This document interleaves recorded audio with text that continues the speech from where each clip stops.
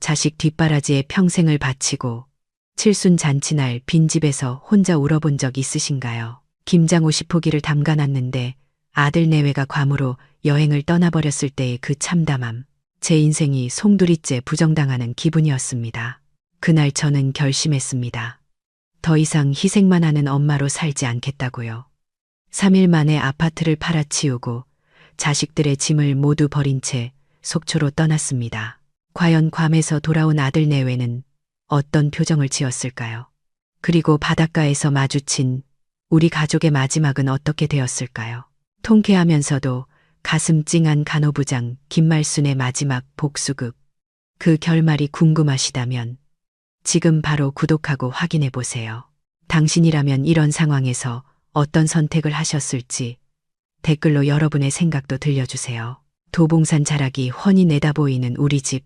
이곳은 제가 평생을 바쳐 일궈낸 저만의 견고한 왕국이었어요. 지어진 지 벌써 25년이 훌쩍 넘은 구축 아파트지만 제 손길이 닿지 않은 곳이 없어서 웬만한 새 집보다 더 반질반질하고 윤기가 흐른다고 자부하거든요. 저는 매일 아침 6시면 어김없이 눈을 떠요. 평생을 종합병원 간호부장으로 일하며 몸에 밴 습관이라 그런지 은퇴한 지가 언젠데 아직도 알람 없이 눈이 번쩍 떠지네요.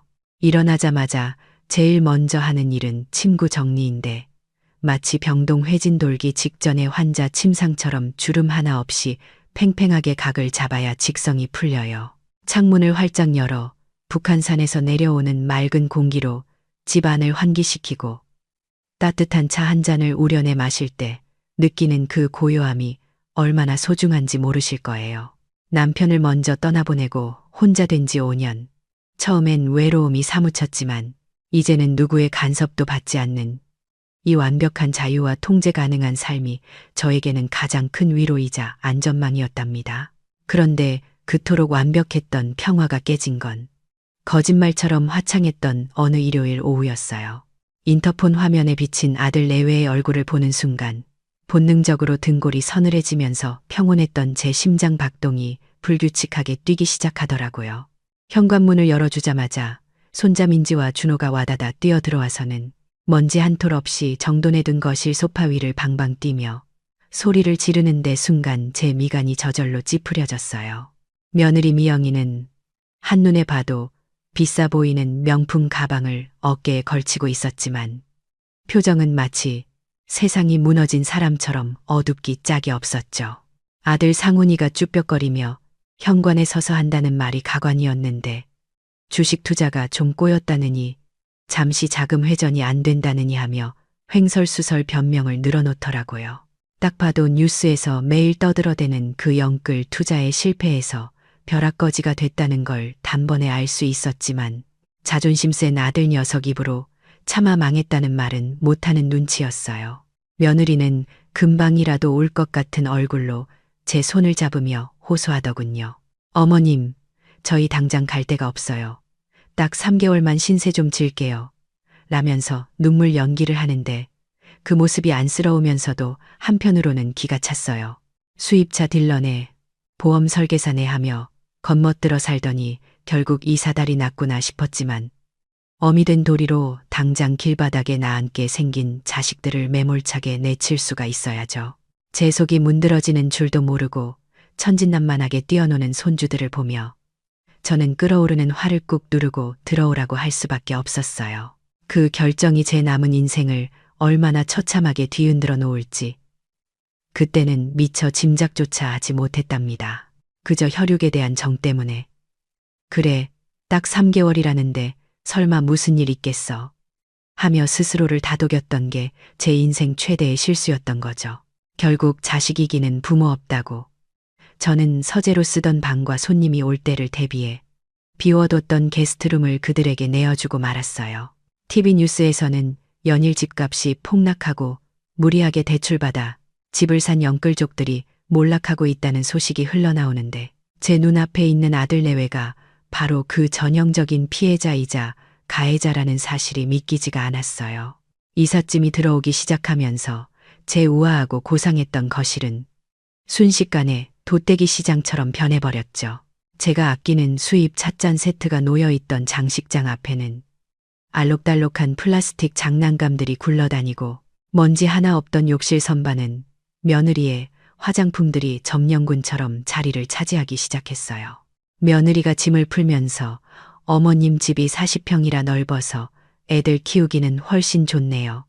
라며 은근슬쩍 눌러살 기색을 비치는데 그때 제 머릿속에서 간호부장 시절 응급 상황 때 울리던 비상벨 소리가 환청처럼 들리는 것 같았어요.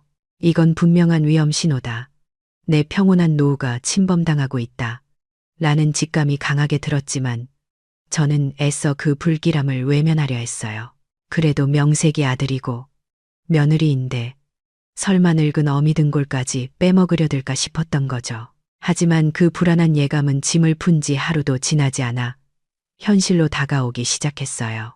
이사 온 첫날 밤부터 사달이 났는데 며느리는 이사하느라 피곤하다며 배달 음식을 시키자고 했지만 저는 한창 클 아이들에게 어떻게 인스턴트만 먹이냐며 굳이 냉장고를 뒤져 정성껏 저녁상을 차렸거든요. 갓 지은 밥에 따뜻한 국, 아이들이 좋아하는 반찬까지 내놓았는데 식탁 위에서는 고맙다는 말 대신 반찬 투정이나 하는 손주들과 스마트폰만 들여다보는 아들 내외의 무심함만이 감돌았어요.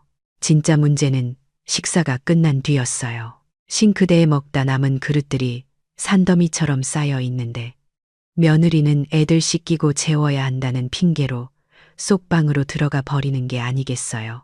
아들 녀석은 거실 소파에 벌러덩 드러누워 맥주 캔을 따며 TV 리모컨만 만지작거리고 있고요. 늦은 밤 모두가 잠들 준비를 하는 그 시간에 저 혼자 싱크대 앞에 서서 설거지를 하는데 그릇 부딪히는 달그락 소리가 유난히 크게 들려서 제 가슴을 탕탕 치는 것만 같았어요. 고무장갑에 닿는 차가운 물의 감촉보다 더 시리게 다가온 건 내가 내 집에서 밥 해주고 설거지나 해주는 파출부가 된 것 같은 비참한 기분이었죠. 완벽하게 통제되었던 나의 왕국, 그 견고했던 성벽에 아주 깊고 선명한 금이 가기 시작했다는 걸 저는 흐르는 수돗물 소리 속에서 뼈저리게 느끼고 있었답니다. 봄이 오면 떠나겠다던 약속은 벚꽃이 지고 매미가 울어대는 한여름이 지나 찬바람이 불기 시작할 때까지도 지켜지지 않았어요. 벌써 계절이 2번이나 바뀌었고 딱 3개월 만이라던 그 약속은 마치 신기루처럼 사라져 버린 채 어느새 6개월이라는 시간이 훌쩍 지나가 버렸네요. 아들 내외는 매번 전세 매물이 씨가 말랐다느니 대출 규제가 갑자기 심해져서 꼼짝을 못한다느니 하며 앵무새처럼 똑같은 핑계만 늘어놓는데 이제는 그 말이 진짜인지 아니면 나를 안심시키려는 뻔한 거짓말인지조차 구분하기 어려울 지경이 되었어요. 덕분에 제 하루 일과는 현역 간호부장 시절보다 훨씬 더 고되고 가혹하게 변해버렸답니다. 새벽 5시면 어김없이 일어나 쌀을 씻어 아침밥을 안 치고 졸린 눈을 비비는 손주들을 씻기고 먹여서 학교와 유치원, 셔틀버스에 태워보내는 전쟁 같은 아침을 매일같이 치러야 하거든요. 아이들이 나가고 나면 40평이나 되는 이 넓은 아파트 구석구석을 쓸고 닦고 내 식구가 벗어놓은 산더미 같은 빨래를 돌리고 개다 보면 어느새 해가 뉘엿뉘엿 넘어가는데 그러면 또 쉴 틈도 없이 저녁 준비를 시작해야 하는 다람쥐. 급바퀴 같은 삶이 반복되고 있어요. 무릎 관절염이 도져서 욱신거리는 다리에 파스를 덕지덕지 붙이고 절뚝거려도 퇴근하고 돌아온 아들 녀석은 엄마 다리 괜찮냐는 따뜻한 말 한마디 없이 배고프니 밥 좀 빨리 달라고 재촉할 뿐이라 야속한 마음이 드는 건 어쩔 수가 없더라고요. 평생을 병원에서 근무하며 무균 상태나 다름없는 철저한 위생관념을 지켜온 저에게 지금의 집안 꼴은 그야말로 매일매일이 재앙이나 다름없어요. 밖에서 온갖 미세먼지와 세균을 뒤집어쓰고 들어온 옷 그대로 침대에 벌러덩 눕는 건 예사고 과자 부스러기를 바닥에 흘리고 다니는 손주들을 볼 때마다 제 속은 까맣게 타들어가죠. 참다 못해 손 좀 씻어라. 먹은 자리는 바로 치워라. 잔소리를 하면 며느리는 어머님 요즘 애들은 그렇게 안 키워요. 어머님이 너무 예민하신 거예요. 라며 오히려 저를 유난스러운 늙은이 취급을 하며 면박을 주더라고요. 제 평생의 자부심이자 전문 지식이 고작 며느리의 핀잔거리가 되었다는 사실에 자존심이 상처를 입지만 그래도 눈에 넣어도 안 아픈 손주들, 입에 인스턴트 음식이 들어가는 꼴은 차마 볼 수가 없어서 결국 또 제가 앞치마를 두르게 돼요. 며느리는 제가 차려낸 유기농 밥상을 보며 어머님 손맛이 너무 좋아서 애들이 제가 해준 건 입에도 안 대려고 하네요. 라며 교묘하게 치켜세우는데 그게 칭찬이 아니라 저를 부엌에 가둬두려는 달콤한 족쇄라는 걸 알면서도 당해낼 재간이 없었답니다. 더 기가 막힌 건 이 모든 고된 노동이 철저하게 무보수로, 아니 오히려 제사를 깎아먹는 방식으로 이루어지고 있다는 점이에요. 식구가 넷이나 늘어났으니 관리비며 식비가 몇 배로 뛴 건 당연한 일인데 며느리는 이번 달 보험 실적이 안 좋아서 카드값 메우기도 벅차다며 매번 울상을 짓고 넘어가기 일쑤거든요. 아들 녀석이라도 좀 챙겨주면 좋으련만 수입차 한 대만 팔리면 한 방에 다 드릴 테니 걱정 말라고 큰 소리만 뻥뻥 쳐대니 믿을 수가 있어야죠. 결국 제 소중한 노후 자금인 연금과 남편이 남겨준 비상금 통장이 야금야금 비어가는 걸 속수무책으로 지켜만 봐야 하는 처지가 되었어요. 요즘 입주 도우미나 베이비시터를 쓰려면 월 300만 원은 좋게 든다는데 저는 그 막대한 인건비를 아껴주는 것도 모자라 제 돈까지 써가며 이 집안의 하녀 노릇을 자처하고 있는 꼴이니 가끔은 내가 전생에 무슨 큰 죄를 지어서 말년에 이런 벌을 받나 싶어 깊은 한숨이 절로 나오더군요. 그러던 어느 평범한 오후였어요. 장을 보고 평소보다 조금 일찍 집에 들어왔는데 안방문이 살짝 열려 있고 그 사이로 며느리의 통화 소리가 흘러나오더라고요. 친구랑 통화하는 것 같았는데 그 내용이 제 귀를 의심하게 만들 만큼 충격적이었어요. 야 말도 마. 시어머니 눈치. 그냥 쌩 까면 돼. 그래도 밥 다 해주고 애들 다 봐주잖아. 라며 킬킬거리는데 순간 심장이 덜컥 내려앉는 것 같았죠. 며느리의 목소리는 거침없이 계속 이어졌는데 요즘 도우미 쓰면 월 300은 깨지는데 완전 돈 굳었지 뭐니. 좀 깔끔 떨어서 피곤하긴 한데 그냥 내내하고 내 맘대로 하면 돼. 늙으면 원래 다 잔소리꾼 되잖아. 라며 제 존재 자체를 조롱하고 있더라고요.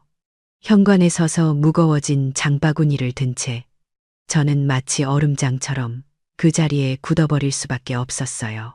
분노가 치밀어 오를 줄 알았는데 막상 그 말을 직접 듣고 나니 화가 나기보다는 감당하기 힘든 서글픔이 파도처럼 밀려와 가슴을 후벼 파는 것만 같았답니다. 내가 저들에게는 가족이 아니라 그저 가성비 좋고 말 잘 듣는 도구일 뿐이라는 잔인한 진실을 마주한 순간 제 안에서 억지로 붙잡고 있던 인내심의 끈이 툭 하고 끊어지는 소리가 들리는 듯 했습니다. 찬바람이 뼛속까지 스며들기 시작하는 11월이 되자 제 마음에도 스산한 바람이 불기 시작했어요. 달력을 보니 어느새 제 칠순 생일이 코앞으로 다가와 있었고 한국 사회에서 자식 둔 부모에게 칠순이라는 건 단순히 나이를 한 살 더 먹는 것 이상의 의미가 있잖아요. 지난 세월 고생하며 자식 키운 공을 인정받고 효도 한번 제대로 받아보는 날이라는 기대감 말이에요. 게다가 이맘때면 연례 행사처럼 치러야 하는 김장철이기도 해서 저는 큰맘 먹고 절인 배추 50포기를 주문했답니다. 식구가 넷이나 늘었으니 그 입들을 먹이려면 그 정도는 해야 1년 농사를 짓는 셈이라 생각했고 또 한편으로는 이 기회에 며느리와 함께 배추를 버무리며 오손도손 고부간의 정을 쌓고 싶은 소박한 바람도 있었거든요. 그래서 며느리에게 이번 주말에 김장도 하고 내 칠순 생일밥도 같이 먹자고 넌지시 이야기를 꺼냈는데 며느리가 너무나도 상냥하게 웃으며 당연하죠. 어머님, 저 이번 주말 스케줄 싹 다 비웠어요. 김장 배우고 싶었는데 잘 됐네요. 라고 대답하는 게 아니겠어요. 그 해맑은 미소에 저는 또다시 바보처럼 마음이 스르르 녹아내려 그래 이번엔 다르겠지. 철이 좀 들었나 보다 하며 혼자 헛된 희망을 품고 말았답니다. 금요일 밤 주문한 절인 배추 50포기가 산더미처럼 현관 앞에 도착하자 저는 본격적으로 전쟁 준비에 돌입했어요. 밤이 늦도록 멸치와 다시마를 우려내 진한 육수를 끓이고 눈이 매워 눈물을 찔끔거리면서도 마늘 한 바가지와 생강을 빻고 쪽파를 다듬으며 김장 양념을 만들 준비를 했죠. 허리가 끊어질 듯 아파오고 손목이 욱신거렸지만 내일 온 가족이 둘러앉아 제가 갓 담근 김치에 김이 모락모락 나는 수육을 싸먹으며 하하호호 웃을 생각을 하니 그 고통마저도 견딜 만한 것으로 느껴지더라고요. 그런데 늦은 밤이 되어서야 귀가한 며느리는 거실 가득 쌓인 재료들을 보고도 옷도 갈아입지 않은 채 피곤해서 눈이 감겨요. 먼저 잘게요, 어머님. 내일 아침 일찍 일어나서 도울게요. 라는 말만 남기고 쏙 방으로 들어가 버리는 게 아니겠어요. 서운한 마음이 들었지만 그래. 직장 생활하느라 피곤하겠지 싶어 꾹 참고 혼자 새벽까지 재료 손질을 마무리했답니다. 이것이 제가 꿈꾸던 가족의 모습. 함께 노동하고 함께 나누는 그 따뜻한 풍경을 위한 마지막 인내라고 스스로를 다독이면서 말이에요. 드디어 결전의 날인 토요일 아침. 저는 새벽같이 일어나 고무장갑을 끼고 비장한 마음으로 거실 한가운데 자리를 잡았어요. 거실 바닥엔 절인 배추 50포기가 하얀 속살을 드러내며 산처럼 쌓여 있었고 붉은 양념이 가득 담긴 대야가 그 옆을 지키고 있었죠. 그런데 아침 7시가 조금 넘었을까. 안방 문이 벌컥 열리더니 상상조차 하지 못한 광경이 제 눈앞에 펼쳐졌어요. 아들 내외와 손주들이 마치 연예인이라도 된 양 선글라스를 끼고 화려한 휴양지 패션으로 차려입은 채 각자 커다란 여행용 캐리어를 끌고 나오는 게 아니겠어요. 너무 놀라 입도 다물지 못하고 멍하니 서 있는 저에게 며느리는 호들갑을 떨며 어머님 어떡해요. 친구가 괌 여행 패키지 땡처리가 나왔다고 연락이 왔는데 이게 완전 특가라. 지금 안 가면 손해예요. 환불도 안 된대요. 라며 뻔뻔하게 통보를 하더군요. 아들 녀석 또한 옆에서 거들며 엄마, 우리 요새 주식이다. 뭐다 스트레스 너무 받았잖아. 애들도 받아보고 싶어 하고 해서 힐링 좀 하고 올게 라고 말하는데 그 순간 제 귀를 의심하지 않을 수가 없었어요. 기가 막혀서 떨리는 목소리로 오늘 김장은 어쩌고 내 모레 칠수는 어떡하냐고 물었지만 돌아오는 대답은 저를 더 비참하게 만들 뿐이었어요. 아들은 귀찮다는 듯 손사래를 치며 에이 엄마, 요즘 세상에 누가 칠순을 챙겨요. 그냥 생일이지. 다녀와서 용돈 두둑이 드릴게라고 대수롭지 않게 내뱉더라고요. 그러면서 덧붙이는 말이 가관이었는데 김치는 엄마 혼자 사부작 하시거나 정 힘들면 그냥 버려요. 우리 솔직히 김치 잘 안 먹잖아. 라며 제 1년 농사이자 정성을 쓰레기 취급하며 헌신짝처럼 내팽개치는 게 아니겠어요. 다녀오겠습니다. 할머니 김치 맛있게 담그세요. 라며 해맑게 손을 흔드는 손주의 인사를 마지막으로 현관문이 닫히고 도어락이 띠리릭하며 잠기는 그 기계적인 소리가 마치 제 가슴에 비수가 되어 꽂히는 것 같았어요. 덩그러니 남겨진 저와 거대한 배추 50포기 그리고 붉은 양념 대야만이 싸늘한 정적 속에 갇혀버렸고 TV에서는 주말을 맞아 여행을 떠나는 행복한 가족들의 모습이 흘러나오는데 그게 마치 저를 조롱하는 것만 같았답니다. 그 순간 거실 한가운데 주저앉아 통곡이라도 할 줄 알았던 저는 오히려 차갑게 식어가는 심장을 느꼈어요. 칠순 생일상은 고사하고 늙은 어미에게 엄청난 노동과 모욕감만 안겨주고 떠난 자식들의 뒷모습을 떠올리며 제 안에서 무언가가 완전히 부서져 내리는 소리가 들렸죠.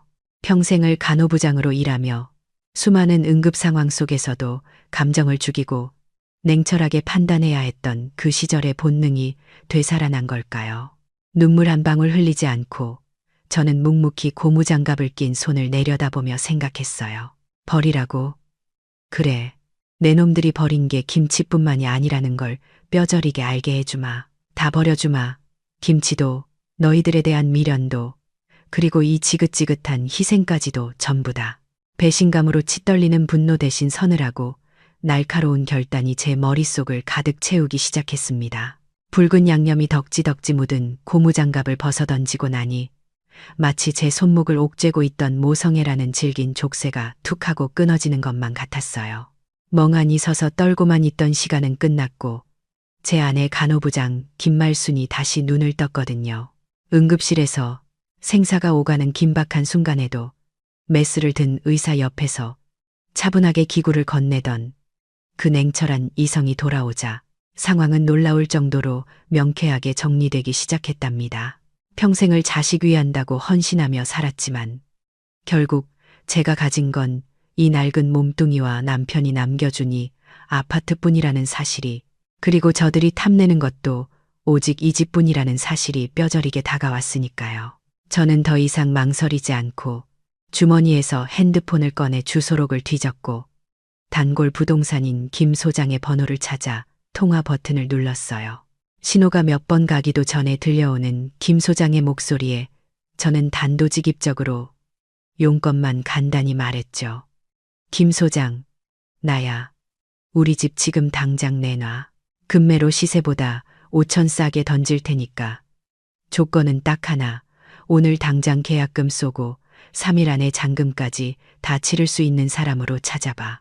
수학이 넘어 김 소장은 사모님 갑자기 그게 무슨 소리냐며 혹시 아드님 사업 자금이 급해서 그러냐고 걱정스레 물어왔지만 저는 남의 가정사에 신경 끄고 매수자나 빨리 찾으라며 딱 잘라 말했어요.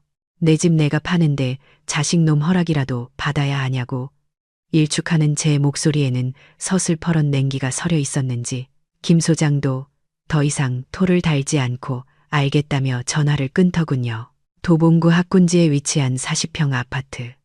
게다가 시세보다 5천이나 싸게 내놨으니 연락은 빗발칠 게 뻔했고 예상대로 전화를 끊은 지 30분도 채 되지 않아 신혼부부 한 쌍이 집을 보러 오겠다는 연락이 왔어요. 저는 그 짧은 시간 동안 거실 한가운데 흉물스럽게 쌓여있던 절임 배추 50포기와 양념 대야를 처리해야만 했답니다. 동네 경로당 총무님께 전화를 걸어 지금 당장 트럭을 몰고 오면 최고급 해남 배추와 국산 양념을 무료로 드리겠다고 했더니 총무님은 이게 웬 횡재냐며 한달음에 달려오셨죠. 경로당 어르신들이 트럭에 배추를 실어 나르며 고맙다고 연신 허리를 굽히는데 자식들에게 쓰레기 취급받던 제 정성이 누군가에게는 귀한 선물이 된다는 사실에 묘한 감정이 교차하더라고요. 집을 보러 온 신혼부부는 관리가 완벽하게 된 집 상태와 파격적인 가격에 입을 다물지 못했고 그 자리에서 바로 계약금을 입금하겠다고 나섰어요. 계약이 성사되자마자 저는 곧바로 이삿짐 센터와 폐기물 처리 업체를 동시에 호출했답니다. 이제부터는 시간 싸움이었고 저는 마치 대수술을 집도하듯 집안의 모든 흔적을 도려내기 시작했어요. 인부들이 들어와 짐을 분류할 때 저는 손주들의 장난감으로 가득 찬 거실과 며느리의 화장품이 널브러진 안방을 가리키며 싹 다 가져가서 폐기해달라고 지시했죠. 재활용센터 직원이 며느리의 화장대와 아들의 골프채를 보며 이거 꽤 비싼 브랜드인데 진짜 다 버려도 되냐고 눈이 휘둥그레져서 되물었지만 저는 눈 하나 깜짝하지 않고 대답했어요. 네, 필요 없으니 전부 다 가져가세요. 단 하나도 남기지 말고요.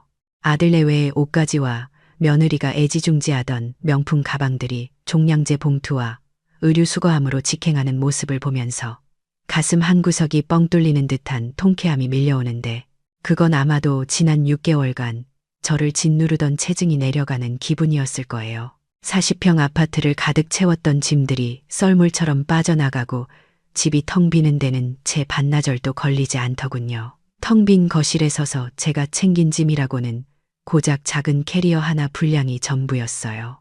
먼저 떠난 남편의 영정사진과 그이가 연애 시절 써준 빛바랜 편지들, 그리고 제가 즐겨 입는 편한 옷가지와 속옷 몇 벌이 다였죠. 하지만 제 손가방 깊숙한 곳에는 무엇보다 중요한 제 인감도장과 통장이 들어있었으니 그거면 충분했어요. 이제 어디로 갈까 잠시 고민하다가 스마트폰 지도 앱을 켜고 망설임 없이 속초를 검색했답니다. 젊은 시절 남편과 처음 여행을 가서 밤바다를 보며 미래를 약속했던 그곳, 가슴이 답답할 때마다 늘 그리워만 했던 그 동해 바다로 가기로 마음먹은 거죠.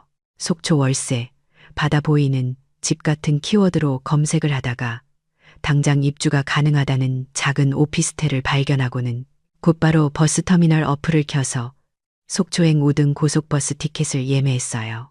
어느덧 창밖에는 땅거미가 내려앉기 시작했고 텅 빈 집안에는 정막만이 감돌았어요. 가구 하나 없이 판난 거실에 서서 마지막으로 집을 둘러보는데 신기하게도 아쉬움이나 미련 같은 건 티끌만큼도 남지 않았더라고요.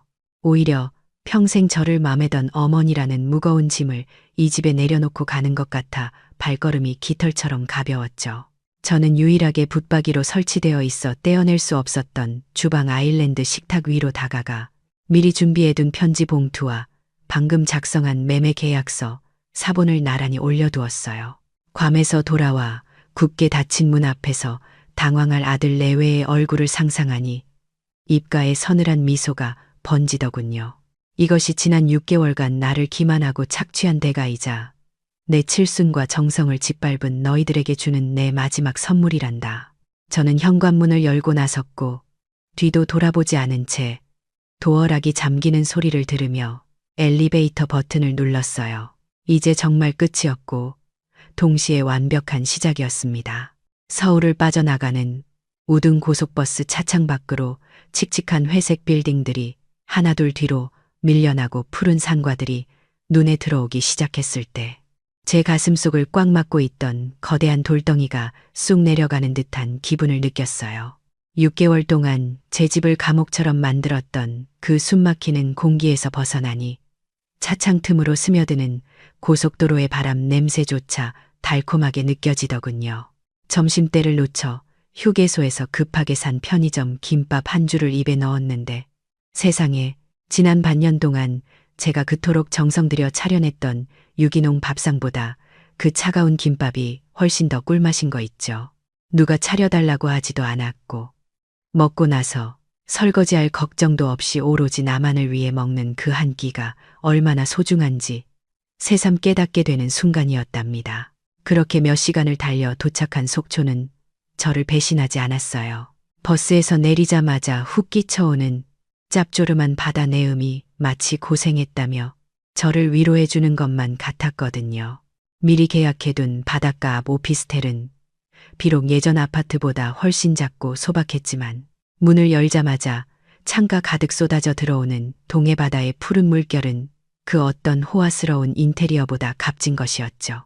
짐을 대충 풀어놓고 하얀 침대 위에 대자로 뻗어 누우니 창문 너머로 들려오는 규칙적인 파도 소리가 자장가처럼 들려왔고 저는 입가에 번지는 미소를 주체할 수 없었어요. 아, 이제 살 것 같다. 진짜 내가 살아있구나 하는 생각이 절로 들었으니까요.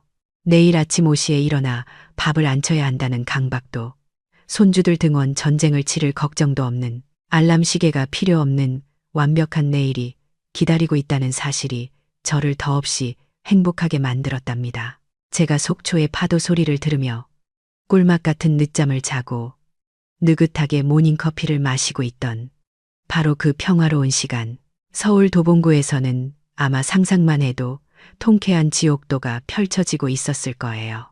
4박 5일간의 꿈 같은 괌 여행을 마치고 돌아온 아들 내외와 손주들은 자신들에게 닥친 재앙은 꿈에도 모른 채 공항 리무진에서 내려 아파트 단지로 들어섰겠죠. 구릿빛으로 적당히 그을린 피부에 화려한 꽃무늬 원피스와 셔츠를 입고 양손에는 면세점 쇼핑백을 주렁주렁 매단 채 그들은 여전히 자신들이 이 아파트의 주인인 양 당당하게 걸어 들어왔을 겁니다. 엘리베이터를 타고 현관 앞에 선 며느리는 아마 콧노래까지 흥얼거리며 엄마 우리 왔어. 김치 다 담갔지. 수육 삶아놨어. 라며 뻔뻔하게 소리쳤을지도 모르죠. 하지만 익숙하게 도어락 덮개를 올리고 비밀번호를 눌렀을 때 들려온 소리는 경쾌한 잠금 해제음이 아니라 차갑고 반복적인 경고음이었을 거예요. 띠리릭 띠리릭. 어라 왜 이러지? 엄마가 번호를 바꿨나? 며느리는 고개를 갸웃거리며 다시 한번 번호를 눌렀겠지만 결과는 마찬가지였겠죠. 옆에서 지켜보던 아들 녀석은 짜증스러운 표정으로 비켜보라며 자신이 직접 눌러봤을 테고 그래도 문이 열리지 않자 슬슬 화가 치밀어 올랐을 겁니다. 노인네가 그새 치매가 왔나? 비밀번호를 까먹고 바꿔버리면 어떻게? 라며 문을 쾅쾅 두드리고 엄마, 문 좀 열어봐. 우리 왔다고 하고 고래고래 소리를 질러댔겠죠. 복도가 떠나가라. 소란을 피우고 나서야 굳게 닫혀있던 현관문이 벌컥 열렸을 텐데 그 안에서 나온 사람은 앞치마를 두른 죄가 아니라 웬 낯선 젊은 남자였을 겁니다. 누구세요? 왜 남의 집 문을 부서져라 두드리세요? 라며 불쾌한 표정으로 쳐다보는 낯선 남자를 보고 아들 내외는 순간 멍해져서 말문이 막혔을 거예요. 여기 우리 집인데 당신 누구냐고, 우리 엄마 어디 갔냐고 따져 물었겠지만 돌아온 대답은 그야말로 청천벽력이나 다름없었겠죠. 무슨 소리 하시는 겁니까? 이 집 3일 전에 잔금 다 치르고 명예 이전까지 끝났는데요. 할머니는 짐 싹 다 비우고 가셨어요. 그 말을 듣는 순간 아들의 손에 들려있던 면세점 쇼핑백이 툭 하고 바닥으로 떨어졌을 겁니다. 현실을 부정하고 싶은 마음에 며느리가 비명을 지르며 거짓말하지 말라고 우리 짐이 안에 다 있다고 발악을 했겠지만 집주인은 단호하게 고개를 저었겠죠. 경찰을 부르네 만에 한바탕 실랑이가 벌어진 끝에 사정을 딱하게 여긴 새 집주인이 잠시 집안을 확인시켜줬을 때 그들이 목격한 광경은 충격 그 자체였을 겁니다. 6개월간 그들의 짐으로 발 디딜 틈 없었던 거실과 방은 마치 처음부터 아무도 살지 않았던 모델하우스처럼 텅 비어 있었으니까요. 아이들이 어지럽히던 장난감도, 며느리가 애지중지하던 화장대와 명품 가방들도, 아들이 거실 한쪽을 점령해뒀던 골프채도 먼지 하나 남기지 않고 깨끗하게 사라져버린 뒤였죠. 탄 거실 한가운데 덩그러니 놓인 붙박이 아일랜드 식탁 위, 제가 마지막으로 남겨둔 하얀 편지, 봉투만이 그들을 기다리고 있었을 겁니다. 떨리는 손으로 봉투를 뜯어 편지를 읽어내려가는 아들의 얼굴색이 하얗게 질려가는 게 눈에 선하네요. 상훈아, 미영아, 너희가 괌으로 힐링하러 간다기에 나도 힐링하러 떠난다. 이 집은 내 유일한 노후 자금이자 내 인생이다. 너희 뒷바라지 하느라 다 쓰고 껍데기만 남을 뻔한 걸 이제야 팔았다. 짐은 다 버렸다. 어차피 너희도 나를, 내 정성을 짐짝 취급하지 않았니? 내 집 한 돈은 내가 죽을 때까지 나를 위해서만 다 쓸 거다. 너희 인생은 이제 너희가 알아서 살아라. 그리고 다시는 연락하지 마라. 그제야 상황 파악이 끝난 며느리는 주저앉아 통곡을 시작했겠죠. 내 가방, 내 옷, 그거 다 얼마짜린데. 어머님 미쳤어. 진짜 노망났나 봐. 라며 바닥을 치고 울부짖었겠지만 이미 버스는 떠난 뒤였어요. 아들 상훈이 역시 망연자실한 표정으로 빈 벽을 쳐다보며 허탈해했겠지만 당장 닥친 현실은 냉혹했을 겁니다. 주식 실패로 이미 빈털터리에 신용불량 직전인 그들에게 당장 오늘 밤 몸을 누일 곳조차 없다는 사실이 공포처럼 밀려왔겠죠. 괌에서 흥청망청 쓰느라 수중에 남은 돈도 거의 없을 테고 대출 규제로 돈줄은 막혔으니 그야말로 길바닥에 나앉은 신세가 된 셈이니까요. 더욱 가관인 건 그 소란을 듣고 나온 이웃들의 반응이었을 겁니다. 복도에서 아이들은 울고 며느리는 소리를 지르니 옆집, 앞집 문이 열리고 사람들이 하나둘 구경을 나왔겠죠.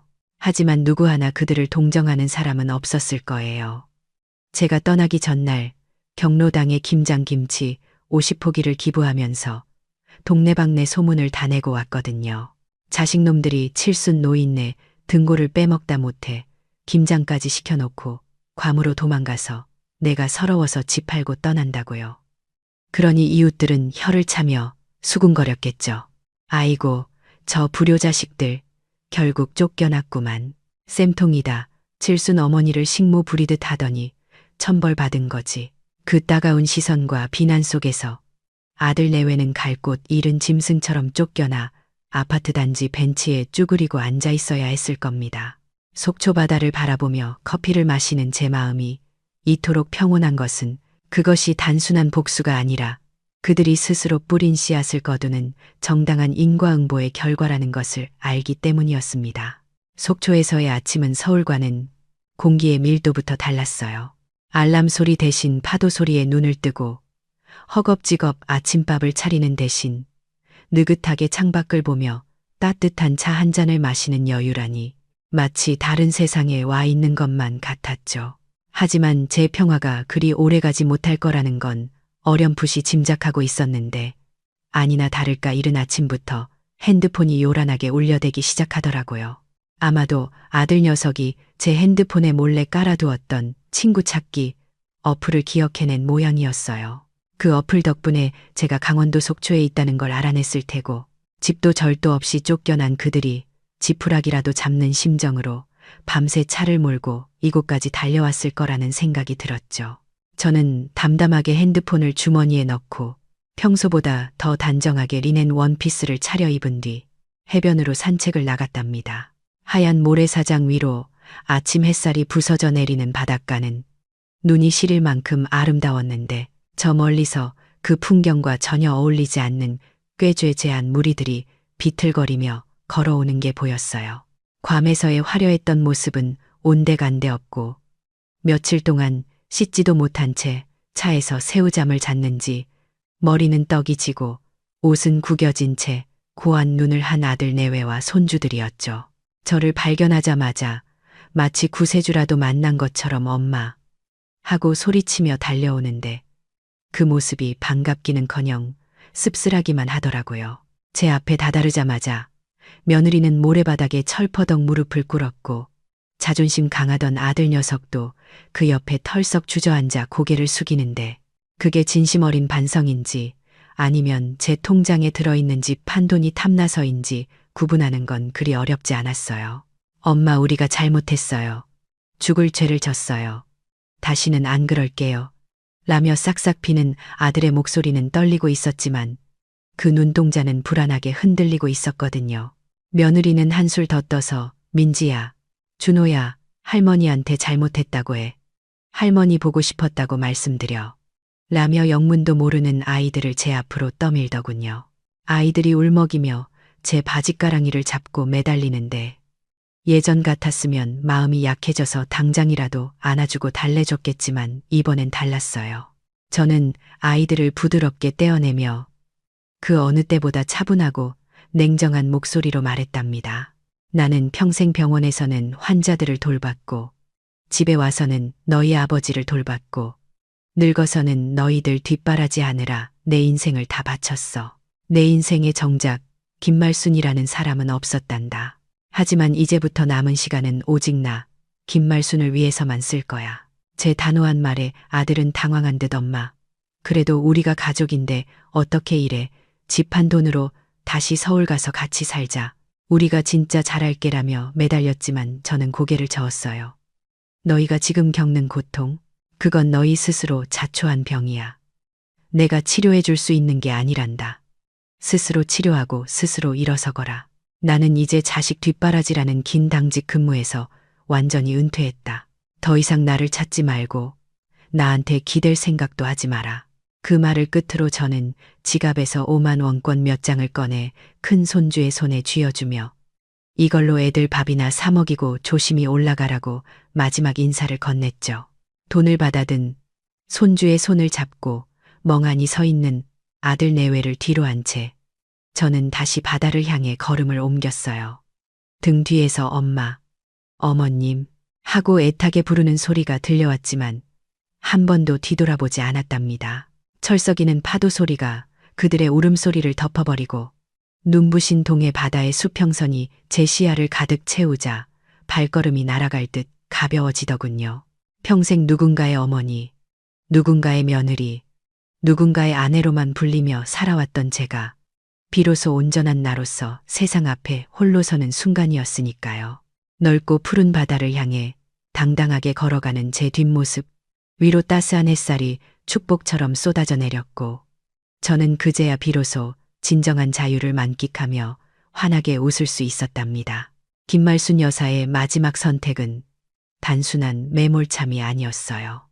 그건 평생을 누군가의 그림자로만 살아온 자신에게 주는 가장 빛나는 독립선언이었죠. 가족이라는 이름 뒤에 숨어 희생을 강요하던 자식들은 이제야 비로소 차가운 현실을 마주하게 될 겁니다. 진정한 어른이 된다는 건 결국 남에게 기대지 않고 오롯이 내 두 발로 서는 법을 배우는 것이니까요.